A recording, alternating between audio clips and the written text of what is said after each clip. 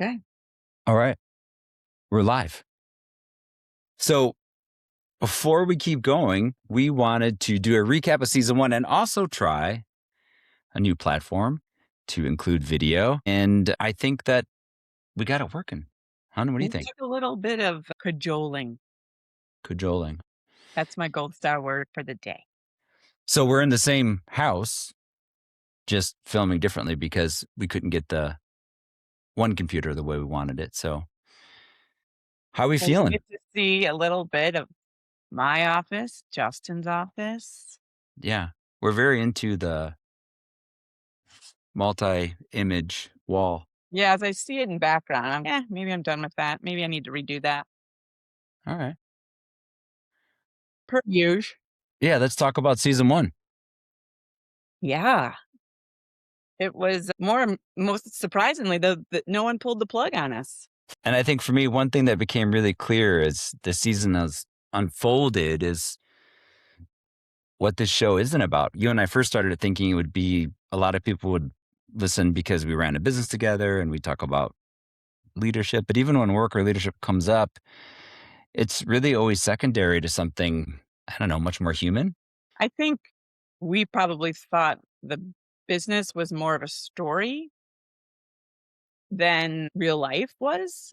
And our real life, as we talk about it more and more, it's quite a story sometimes. Our kids are entertaining, our friends are entertaining. We talked about family, we talked about identity, we talked about change, belonging. What else? Learning how to stay connected when life shifts. Yeah. And talk to our friends who have dealt with lows in their life that we can't even relate to, and how they have to show up in the world, and how they started their life one way and it changed completely different for the better, but it wasn't an easy path. So I think the reality is what it shows you is the human story is just far more connecting than talking about business, because we can weave business into our conversations because it's part of us, but it certainly isn't the forefront. And I think we're both learning that more and more. By the way, is it uncool to wear your own gear on your own show? No, we're totally pimping our stuff right now. I love it. Yeah, if you would like Running Ahrens gear, we've got t-shirts, high quality cotton, very comfy, a nice fit, not too boxy, and we got a nice trucker hat. And we have some visors too. It'd be really cheesy if I ran and got a visor. There you So I go. wore that while I golf, but I A little can't wear self, that now. a little self promo. I'll tell you, one of the things I feel I'm most proud of is that you and I were very intentional about reflecting the spectrum of our lives and our friendships. We often talk about labeling and how it's funny coming from me because I'm a brand strategist. So we often will label and put things in different categories, but our friends are so different. Yeah. And what I realized, one of the things that really jumped out to me this year, which I think we did intentionally, but we never talked about it, is how much our friends that we brought into our home affected and influenced and taught our kids, Yeah. which I knew, but I thought it was more osmotic, but our kids really took a lot away from that. And also how to have conversations with Yeah. Because adults. our friends we don't all see the world the same. Some are white, some are black, some are brown, people of color, whatever term you want to use. Some, whatever, gay, straight, believer, not believer, Muslim, Mhm. atheist, married, divorced, rebuilding, starting over, all of the above. But I think what's extremely valuable, and I think the kids took away from that, is that we were connected. We were friends. We were humans. We loved them. And I'm also seeing that reflected in our kids' own relationships because their friendship groups reflect the same diversity. Yeah. That was nothing, again, that we were like having boxes checked. Oh, this, but I'm glad. I think it falls under my life goal of not having asshole kids. We were just talking about that the other day, by the way. Just to be clear with everyone, we're not always succeeding in not having asshole kids. Can we say that on this show? what would you just did, so we Yeah. can't. And let's be clear, you and I can both be assholes too. You can. Me especially. Yeah. No, we got in a little bit of a spat the other day because of some interaction with one of our children that I did not appreciate, and I didn't feel Justin backed me up appropriately. So we went to bed not speaking. Yes. That's one of our rules, does not do that. But man, Oh, I that was rule is dumb. If I'm pissed at you, I'm just gonna go to bed, and I know we'll be fine in the morning or shortly thereafter, but I'm not gonna be, like, so worked up that I can't go to sleep. Sorry. I actually forgot the text the next day is like, when are we gonna talk? I was like, talk about what? And I was like, oh yeah. We Oh, got in a that's little right. argument. You went to bed not speaking. Yeah. Yeah. We're Wait, in let's the same bed. enough about you being upset because you wanted to be right in that situation. Let's talk about No, I wanted to be supported in that situation. That's that's very true. different. That's true. You did. So I think, again, for those who don't know, there's a lot of people we intended to have on the show that we couldn't just make schedules work. There was a lot of subjects that we wanted to get to that we haven't yet, that we will. And so going back to the original comment you made about checking boxes and all that sort of thing, we put our best foot forward to try to plan out the year, but our lives, their lives, just life in general gets in the way or can be challenging. So I just wanted to talk about, I don't think I've shared this with you yet. I did the research on our top listened to episodes Mm, and blogs read. And so I wanted to share those with you to yes, see do share. what some of your thoughts were. And there's no particular order. This is top five. I didn't do 1 through 5, whatever. 'Cause we did 20, correct? Did we do 20 or 21 last season? Yes. That you didn't answer the question. Yeah, I yeah, said I know. 20 or 21. We were close to 20. You either are or aren't at 20. I wasn't prepared to answer this question. I'll tell you right now. We're 20-ish. Have you ever never been to our website before? We did 21. Yes, I just don't look at the numbers. Okay. So 5 most listened to episodes. In no particular order. No particular order. Crazy Sports Parents. That is not shocking to me. Parenting in the Launch Years. That makes sense. Our intro, Meet the Ahrens. Someone's Yeah. going to be very excited about that. Baby of the Family, Boss of the Moment, Ava's episode. She will And our first Enneagram episode Oh, was, yeah, that was was really that. good. That was an eye opener. So why do you think some of these landed more than others? I think it goes back to what we started the show with, is we were just talking about life and how we were trying to navigate it and we had done, probably more so what we didn't do well or what we thought we were gonna do and how we had to switch gears, and I think that resonates because so many people in our stage of life are in those same spaces of, I have adult kids now, and how do I interact with them? And they're living with us. And, our conversation that we continually have is, how much discomfort do we create for our children for them to realize it's time to really make hard choices and move on and make the big steps? And then us looking back at our behavior when we thought we were just doing the right thing, which we never did anything maliciously, but we did make mistakes in the sports arena. Yeah, let's be honest. I did more than you did, and that's okay. I think what I was most surprised about were the moments as a dad that I thought would be maybe scarring or traumatic for them were more scarring and traumatic for me than it was for them. Yeah, kids are pretty resilient. Kids are pretty resilient. Yeah, unless it comes up later in therapy, which it could, It and then could. we'll be ready to talk about it. Yeah, I I don't think know if I've mentioned this on the show before, but my sister often says that she has a college fund and a therapy fund for her kids. I'm just prepared for the future. yeah, I think, and again, going back to what we talked about in the beginning, none of these have to do with business. No, and what it shows to me is business was such a forefront of our life for so long, and it probably shrouded or veiled our perception of what was going on, that our kids don't even, I mean, we asked them, like, what they thought about their parents being business owner. They're like, "I don't know. It's your job." Yeah. And none of them have desire to be entrepreneurs. Nope. None of them have any interest in going into the same line of business that either of us are in. Like, they're vastly different. Yeah. And so what we thought was this big influencing part of their life was our bias showing up. Yeah, no doubt. And that's not a bad thing, No. but it shows you that we probably gave ourselves a little too much credit about the business side of the influence of the business side on our kids' life and what people wanted to hear about. Again, it's one of those things too where, just speaking from my perspective, just like there's moments I felt I was overdid it on the sports side, I think there's also times where I felt, and they did say that there was a lot of times I wasn't around. I didn't miss the big things, but there was times where we even see that now as they're adults, right? They still go to you for a lot of things just out of years of habit of me working and that sort of thing. So it was probably much bigger for us. And I know we're still going to do business related content, but it shows very clearly that the things that people were interested in were more about the human connection.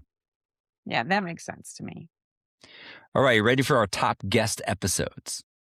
What about the blog? You said you were going to talk about the blogs. I'm going to get that. I'm going to save that for last. Oh, okay. Yeah. JJ and Jamie, Oh, the Rowans, our first couple episode. mm. The man, the myth, the legend, Uncle Dion. uh, Deanne, he just let me tell our listeners, he took Ava out for dinner just over Christmas break while she was home for college, just to connect with her. When adults in your life pour into your kids, there's just nothing better. And here's a great thing. He didn't contact you or I. No, he went directly to Ava. And I remember she came rolling down. She's like, "Hey, Dad, I'm going to dinner with Uncle Dion." I was like, "Oh, awesome. Have Yeah. fun." Yeah. So thank you, Dion. Shout out for pouring Yeah. into kids. Jeff and Ed, our friends. Jeff and Ed, you guys are such big supporters of us. Oh, and by the way, hopefully by the time this episode airs, Sarah will have shipped your swag that you ordered. One of us will have shipped the swag. I Just let's nominated you right there on the show. There it goes. I saw that. And I think one of our favorite couple, I mean, they're all our favorites, but one of the couples episodes that we had so much fun was the Vanderbilts. Yes. They're the best. That was entertaining. That one was so different. I thought it was gonna go one way, and it went a totally different way, which I'm glad for. I'm glad it took the path How do it you did. think it was going to go? I don't think it was like, I thought you might concentrate on Christian's career more, and again, this is something like the business, like his career is business, but what we really talked about was life with them Yeah. and how I it actually shows found it up. much more fascinating how they made it work while he was doing his career, traveling Yeah, all over the world, being yeah, gone for months at a time. How do you keep a marriage strong? How do you raise kids? And dad's on the TV, and yet you're doing all the things that have to happen to raise a human. yeah. I liked that one. All right. You ready for the blogs? I am. All right. So some people may not realize, but every show we do a reflection that isn't necessarily about the show itself. It's usually the expanded upon content of perhaps things that didn't make the show, reflections that we had post show, because often we'll record a show. And we have some that we recorded weeks ago already that we're just editing and have aired. And so we've had time to reflect on them and we'll give you some more insights. And then other times in between episodes, we'll write about something that shows up either in conversation and life in this crazy world we're in now. And we'll just give our thoughts about that. And so here they are. So season 1 reflections, really the recap of the year, how you and I felt about the year, and a lot of the same information's in there. When Mackenzie's episode, that Oh, was a big one. yeah, that was a good one. That really, I had a lot of people come up to me and tell me how much they enjoyed that and that they shared it with their own child who they had a similar, not mirrored, but a Yeah. similar experience and how it was really well received. Yeah. And then mid-season 1, we just shared a blog about what we've learned so far, which I thought was awesome. Let's talk about when you and I started this originally, we thought we would be pseudo empty nesters. This was something for us, for you and I to do to connect. And that's pretty much not at all how it's gone. Want to comment on that? Yeah. We have a house full all the time. And it's a very, I talked about this when we had that episode, but for me, it, it has pointed out to me the role I overplayed Tell in me more. just managing. I've talked with you about this just the other day. I was talking about I'm tired of managing people's lives, thoughts, and it's because I always have. Even Let the me other ask day, this question really quick too, because I know we've talked about this before, but what stops you from pushing them towards me?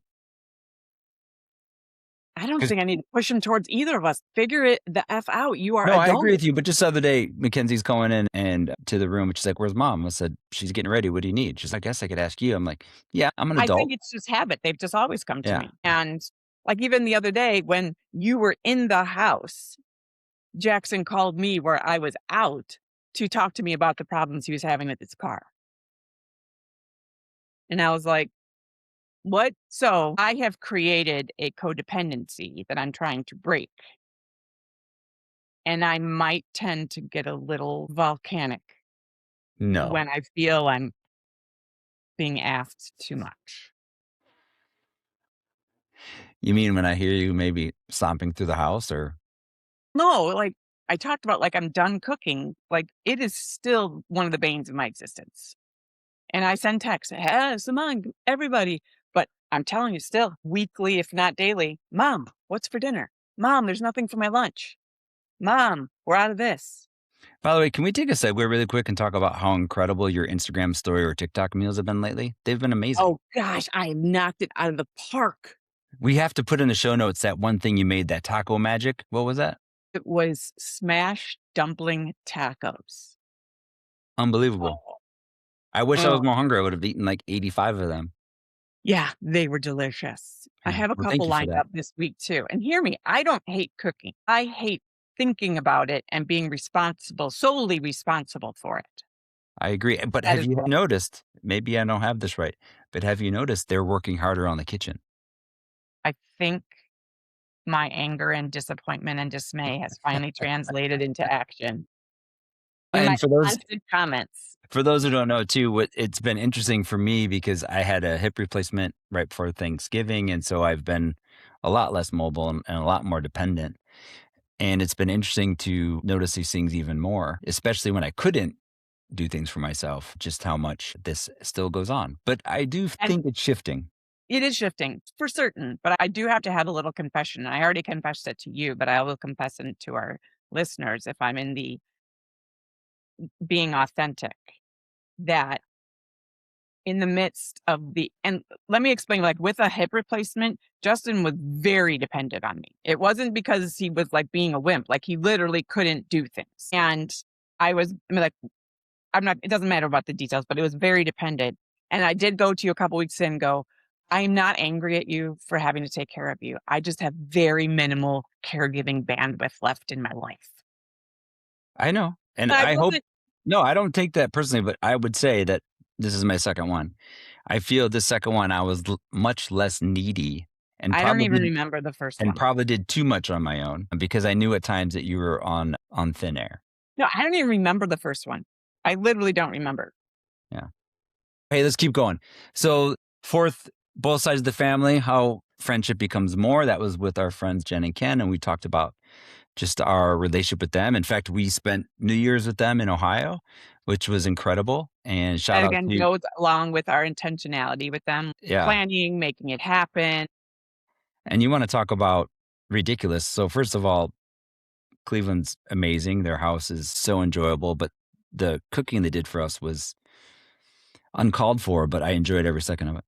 Yeah, and we got caught those first couple days, it was like we were in a magical snow globe because there was a lake effect snowstorm, Oh, so good. and it so that was but it was great. We did a lot of eating, a lot of sitting around and chatting, A and lot of laughing, a lot of a laughing. lot of Stranger Thingsing. Yeah, yeah. And then the last one was our blog about how grateful we were for the Rowans for sharing their raw story. Yeah, that was a raw one. Question to you, out of the episodes, blogs that we've done, was there any that really like emotionally impacted you or ones that you walked away and thought, I don't know, you had a pleasant or positive or some sort of emotional reflex? I don't think I had any that were shocking or astounding in the midst of recording, but more so in the reactions to people of how they it resonated with. And for me, it would probably be parenting in the launch years because this is just no man's land for us. Because we've talked about it. When we were our kids' age, we were off on our own being married. And so we didn't have this transition period. of where our kids are. Yeah, this transition period is very confusing.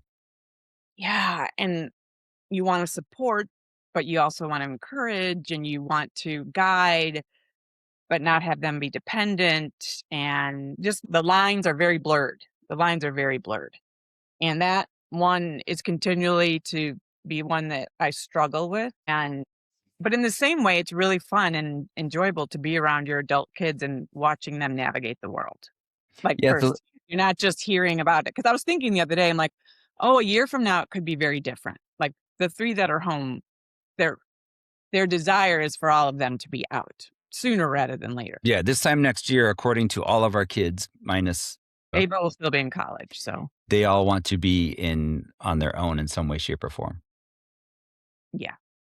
And I was like, "Oh, that'll make the holidays different. We'll have to, like, plan for arrivals, and they might not be able to do things the way we've always done them because they have their own life." And Why don't we just go to the Caribbean? I told you that I wanna start traveling at Christmas. This whole, like, "Oh, kumbaya around the Christmas tree." No, I wanna Let's be talk on about the beach. let's talk about that though. This year, it was interesting. We were all home, and again, it was different because typically we have different roles in setting up holiday decorations. We put up our tree far early. We put it up the weekend before Thanksgiving, For which we me, never do because it was prior to her surgery, and it was helpful to have you part of the process, but it just was lit, and it yeah, didn't get decorated till mid-December because I just but it did that was okay, that was beautiful, I loved it, but I think when I reflect on Christmas, what was really fascinating is the kids, although we arranged our living room, they still wanted to have their same seats. It was so beautiful how much they loved shop for each other. They were more excited about that than anything. That actually was my favorite part of oh, yeah, Christmas I morning. agree. And then even the traditions of taking their picture and reading the Christmas story and then going gift one by one, like they did not want to change any of that. I thought that was just, I don't know. It just was very Griswoldian. It warmed my heart. It warmed your cuckolds. My cockles were all heated up. Yeah, I appreciate that. I did say that my favorite part of Christmas was how thoughtfully they shopped for each other and for us too. All right, so our kids episodes, was Mm. was there anything that stood out to you, that you walk away with, surprised you? No, I feel like they all were very on par with their personality, and I still giggle at Jackson's just discomfort, and he so did it out of obligatory reasons. Yeah. Obligatory, not obligatory, obligatory reasons. I thought it was interesting how much they threatened each other to not tell mom and dad certain things. I I'm just trying to think back. I think you never see the thing is this is interesting. You never had siblings to do that with at the time. I Yeah, grew up in a they house of were all too young. siblings. That is common practice. I would assume, but I just it You was never experienced it. yeah, You had cousins, but they weren't on the daily. yeah. And yeah, I think it's very common practice for siblings to to lord things over each other and blackmail each other. And I mean, yeah, that wasn't shocking to me. Sometimes, like some of the confessions we had, even off, Some confessions didn't make the air. yeah, and they're like, "Don't you want this open relationship with us and supposed to tell you everything?" And I'm like, "Yeah, no, some of it don't need to know." Like it So was, if I was to rate the excitement level, it'd have to be Mackenzie was most excited, then Ava, then mhm, Quinn, and then Jackson. yeah. Yeah. Jackson was not excited. He was negative excited. I thought it was interesting that even with Jackson's, we had listeners that related to each one of our kids in different ways. I thought that was really fascinating.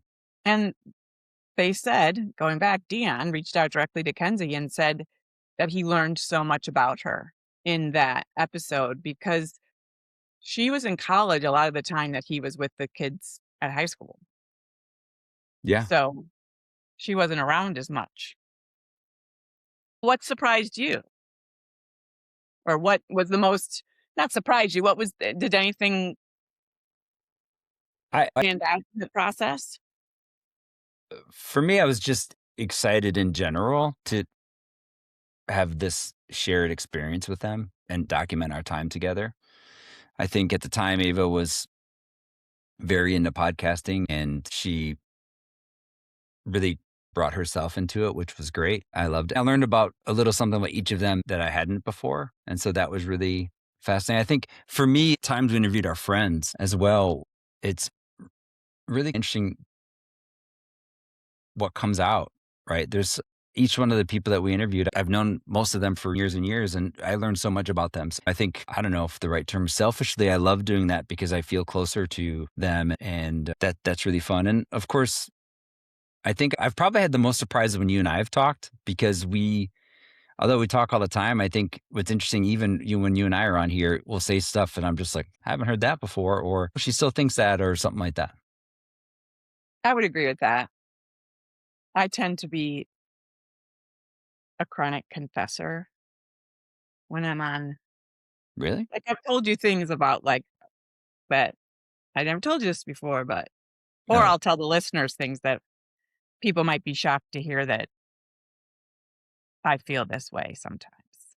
Yeah. All right. Let's go into our next section here.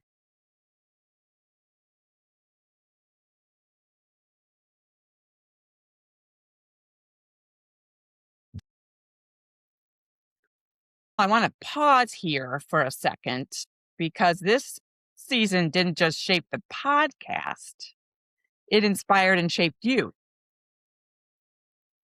and Yeah. it Yeah. pushed you to complete something you've been talking about for a while. Yes. Yep. Yeah.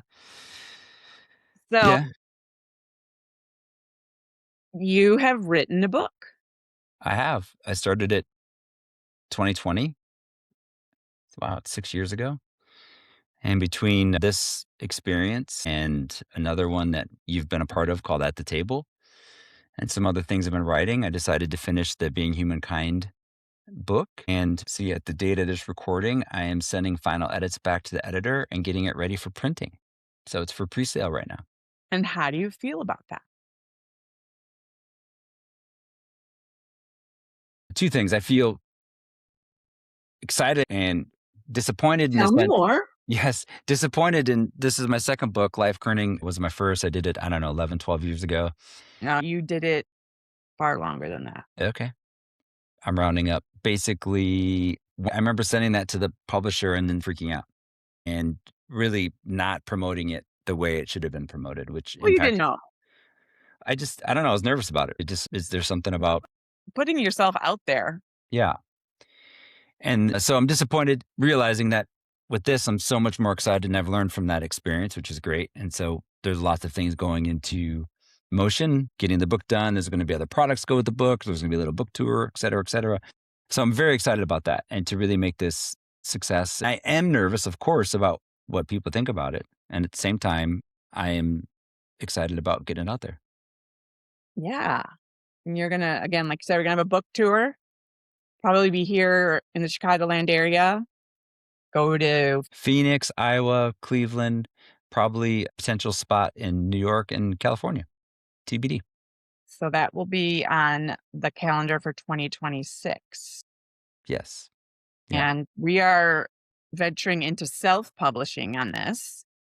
Yeah. I So had a we've bunch. had a big learning curve on what that entails and means and why we chose it. Yeah. We had a bunch of offers, potential directions to go. And in the end, for those who don't know, to market your book, you have to do all of the work anyways. Unless you're Right. very well known. When you're a new unknown author, So we wanted to own the IP and keep total control of it and go from there. So we decided to do that. And hopefully this will inspire you to start your book. yeah, I don't know about that, but that's another conversation. All right. I would rather be speaking than writing. Okay. So I'm putting that out there into the ethos that I will speak publicly somewhere in 2026. It Yeah. might be my front porch. Oh, wow. Who knows? All right. So what are some of your favorite funny moments of this season? Funny moments. it was funny slash embarrassing is that we okay, Quinn just walked in here, he's making me laugh. We're recording a podcast, We're dude. literally Look at his doing a shoes. podcast here, numbnuts. Got dad New Balances. Yes. Okay. That should be kept in because that is our That's life. our life. Yeah. Yeah. That is literally our life. Yeah. Oh, I got distracted coming back. The drinking game that got made via our verbal tics and repetitive way we spoke and said things. Although funny, it was also slightly embarrassing because you hear things when you put your recording out there. And so that was, for me, vulnerability is not my favorite. Huh. So that was, but it was funny. The friends that made it weren't trying to be total a-holes. They were just being funny. We had some our bad intro and outro, the first couple episodes, they were pretty I think it was the same group of people that made the drinking game that also told us our intro and well, outro they stuff. are some of our closest friends, so I think maybe they Yeah. felt it was their And we obligation. may have a new one for season 2. We're still working on Yeah, season 2 now. Yeah. exactly. And the funny stories the kids told, like, where we still make fun of Quinn about his urban, suburb, and rural. That is gonna come back to haunt us in a therapy session sometime. Probably. Yeah. Probably. It's going to be tough not to laugh though when the therapist brings it up. I think Ava also acknowledging again on Mike that she did lie about cutting her hair. I thought that was hilarious. Oh gosh, that she So and good. I like, one of my favorite things about Facebook is Facebook memories because in the early years, I was on there on the daily putting stuff out there and something, and there's so many posts I have about because I joined Facebook in 2008, it was when it first started, and that's when I joined, and so Ava was 2 when that happened, and she and I battled so much when she was a toddler, and she just like, the other day, when Facebook memory was talking about how I'm arguing back and forth with a 4-year-old, and I'm determined to win, and it was Ava. It's interesting. You and I've talked several times about just leaving Facebook because sometimes Facebook is whatever. I stay primarily for the memories. I put things up now because I want to reward future Justin with great memories from stuff because I Well, love it so. hey, what about the gift I just gave everybody in the family yesterday? Oh, let's talk about that wonderful gift you gave everyone in the family. Yes. So I got a newsletter email from Ryan Holiday, who's a Stoic writer that I really enjoy, and he very much is into books. He owns a bookstore, but he's also a writer. And he was talking about how he has a discipline that he started called one line a day, where at the end of the day, you just write something down that happened for the day. It doesn't have to be monumental or anything. You can just be describing what happened in your day. But the book that he suggested, it holds 5 years of memories. So you'll have 5 years so you can go back and reflect on these years and you'll remember things that you might not have otherwise. And that's very similar to Facebook memories, but this is going to be the handwritten ones. So I gave a book to everybody in the family. Everyone seemed pleased about it. And I have vowed to myself that I'm not going to ask them if they're using it. Today, we're several weeks You, of into, course, did it totally different. You caught up on the whole year. but yeah, several weeks are into the year, and I wanted it to be legit and full. And but maybe the listeners don't know, I pretty much take a photo every day and do the same thing. And so it was nice to go back and look at my photos and try to remember what was on that day. And now I'll stay caught up. But yeah, I love it. And we will put a link to that book in on the website in the show notes. But I'm just trying to create more analog things in my life and in my kids' life. And so this was my gift that I will not ask about. I If love they it. want to talk about it, but I'm not going to nag about I it. think it's interesting is the tension in a good way. Maybe tension is not the right word, but you and I are also interested in new tech and AI and all that sort of thing. But we also want to read more, write more, create more with our hands. So I think it's interesting to have both of those in our life. Yeah, because I want more AI so I can live more life, not to be more technologically savvy, if that Yeah. makes sense. All right. So 2026, we're Okay. just talking out loud. What are some of the things that you are excited about, you wanna commit to, you wanna throw out there? What is it? For the show or for myself? I was thinking about the show, but if you wanna share Oh, about oh, yourself, by no, all I'll stick means. to the show, that's great. I'm excited. I have already solo interviewed one of a college that has a very interesting life, and then I have another lined up, a former coworker who has operated in her professional life and personal life in a space that I in the DEI space, which I'm very passionate about, so I'm very excited to have those conversations, and I'm looking forward to the couples we don't even know yet who we're gonna interview, or even guests. They Yeah. don't have couples, but the guests that we don't even know, that aren't even on the radar yet, because some topic comes up that we find interesting, and I just think 2025 was such a great year in so many ways. It was a dumpster fire of a year in so many ways that I'm just interested what 2026 is gonna hold. Another funny Facebook memory that just came up was early January 2020, and here comes 2020. I'm so excited. The year that's gonna be great, 2020. And then I'm like, holy cow. 2 months later, the world freaking went to shitters. Yeah. But that was another funny one. I What think, about you?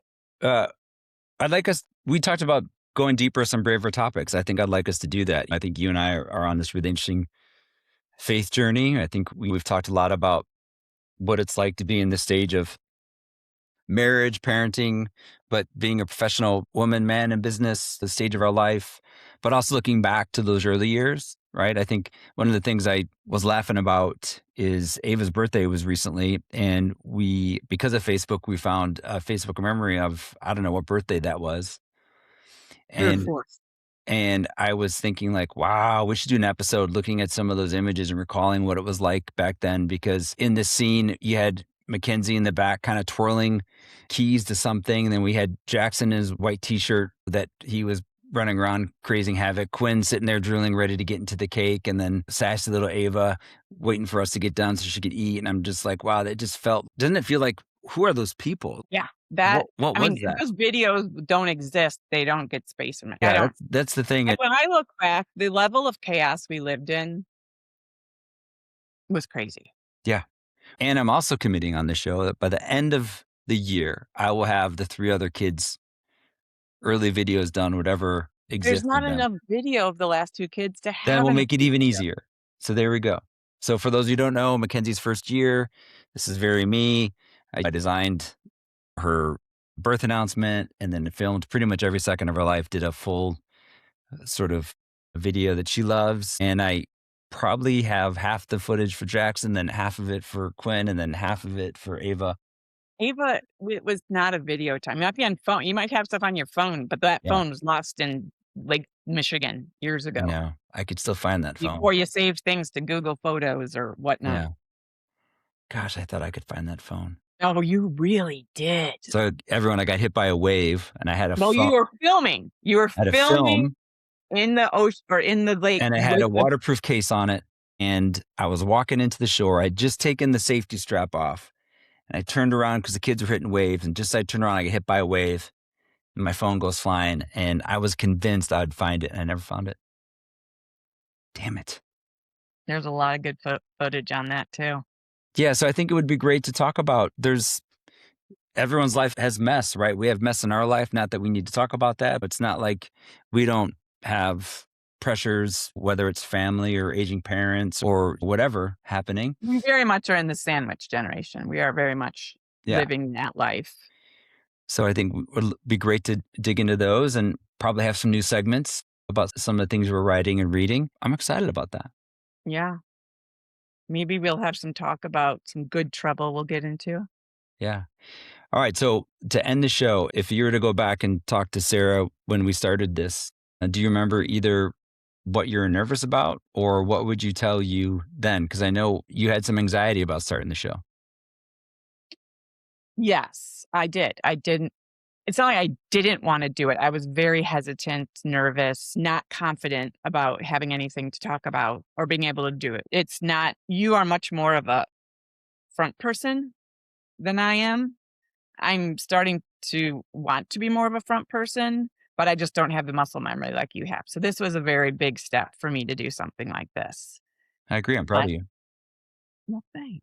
And I'm just actually really surprised by how much I enjoy it, to be honest. Yes. And it's a space that I didn't see myself in for certain, like I would never have. But it also has really made me start listening to more podcasts. And there's some subpar, very popular, but they're really subpar in the reality of things. But that's a whole other Yeah. conversation. So I think I'm just more shocked at how enjoyable it is. Those first few episodes, even listening back on like hearing me talk, it's a little cringy for me to hear those first few episodes. Yeah. Guess there's somewhere.